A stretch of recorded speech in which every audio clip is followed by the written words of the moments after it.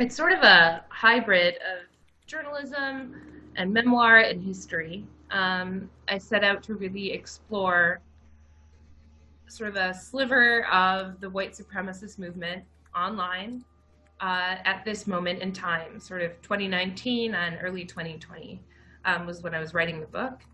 And so I'm Jewish and I'm a journalist, and I've had some interactions, not usually favorable, with the far right over the past few years. And so in order to write the book, I had a very hard time going through the front door and just talking to people.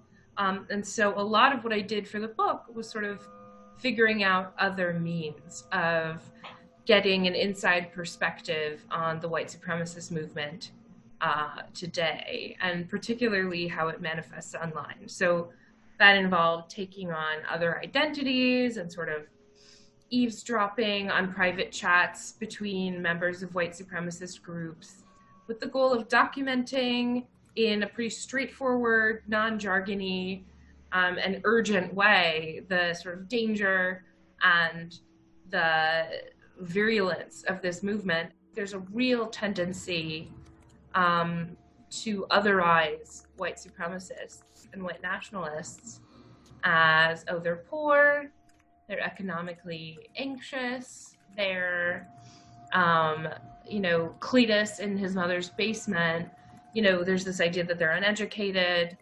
But I found that, in fact, some of the most virulent racists I spoke to were quite educated, were middle class or upper middle class, were working,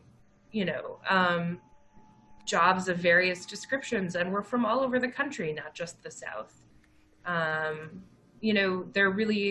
would really hesitate to draw these stereotypes of white supremacists, not because I'm very friendly with them or don't want them to be stigmatized, but rather because I think that kind of othering, saying it can't be anyone like me, it can't be anyone who I went to school with or know personally, is really sort of a cop-out, and it is dangerous in the sense that it blinds you to hate when it appears in your backyard.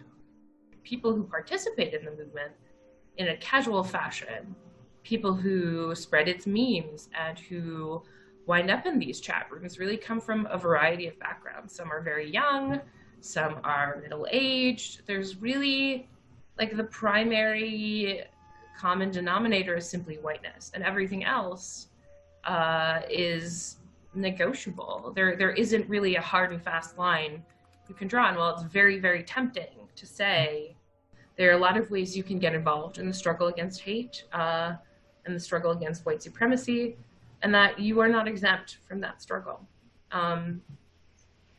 There's a quote from the Talmud that, you do not have to complete the work, but neither are you free from taking part in it. And that's something that I really hold to my heart.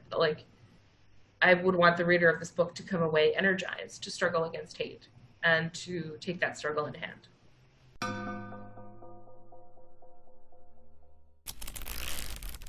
Hachette,